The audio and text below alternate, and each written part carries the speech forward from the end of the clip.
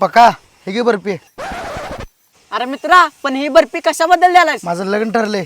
पक्का हे घे बर्फी खा. अरे मित्रा पण ही बर्फी कशाबद्दल द्यालायस? माझ्या भावाचं लग्न ठरले. हे घे पक्का बर्फी. अरे पण मित्रा ही बर्फी कशाबद्दल द्यालायस? माझा मित्र राहुल आहे का नाही, त्याचं लग्न ठरलं.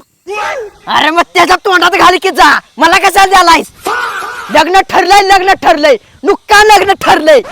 गावातल्या सगळ्या छपरी पोरांचं लगीन ठरलंय. माझं का होईना झालंय काय माहित, का माझ्यासाठी कुठली पोरगी जन्मलीच नाही, का नशिबात लगीनच नाही. अरे गाव तर दिसायला चांगला आहे. गाव चांगला आहे बरोबर आहे, पण तुम्हाला कुठं जायचं आहे? कुठं नाही बाळा, माझ्या पोरगीचं लग्न ठरवायला चाललोय. मग तुमच्या पोरगीचं आयुष्य तुम्ही उद्ध्वस्त करायला चाललाय. म्हणजे ह्याचा काय अर्थ? काय अर्थ आहे म्हणजे? अहो या गावात सगळी चोरच आहेत. पत्त्या खेळत्यात, दारू पित्यात, गुटखा खात्यात, निक्का नशा करत्यात, आणि तुम्ही ह्या गावात तुमची पोरगी द्यायला लागलाय. अहो तुम्ही दिलेला हुंडा सकट इकून खात्याल इकून. अरे हे पोरग तर लय चांगलं दिसतंय. कोण आपल्या गावाविषयी वाईट बोलतंय?